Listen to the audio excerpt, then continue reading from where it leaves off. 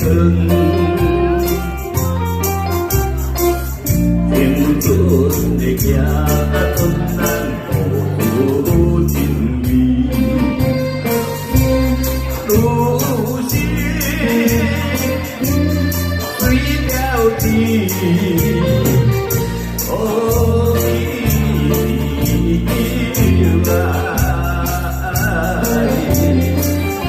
Hãy subscribe cho kênh Ghiền Mì Gõ Để